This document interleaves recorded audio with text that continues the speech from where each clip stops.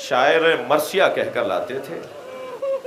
امام زمین پر بیٹھ کر، وہ کرسی پر بیٹھ کر، شاعر کرسی پر بیٹھتا تھا، ممبر پہ جاتا تھا، امام زمین پر بیٹھ کر اس کا مرثیہ سنتے تھے، اور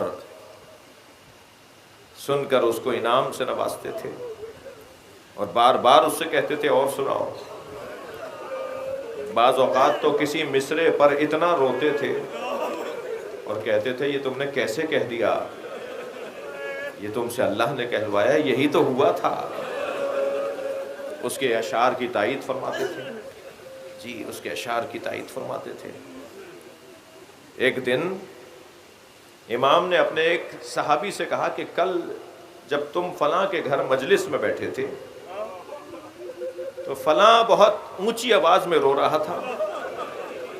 امام صادق کی روایت، فلاں ایک اونچی آواز میں رو رہا تھا، تم فلاں کے گھر مجلس میں تھے اور اس مجلس میں ایک اور صاحب تھے جو اونچی آواز میں رو رہے تھے، تو تم نے سوچا تھا کہ اس کا رونا دل سے نہیں ہے۔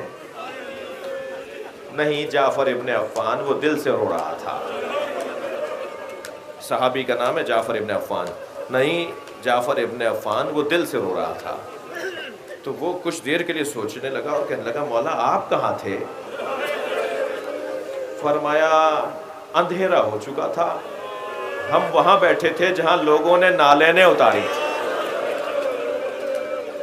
اجرکم اللہ، اجرکم اللہ۔ آمادہ ہو رہے ہیں، پہلی محرم ہے، مجھے بھی جلدی نہیں ہے، جو رونے آئے اپنی آوازوں کو آزاد کریں گے۔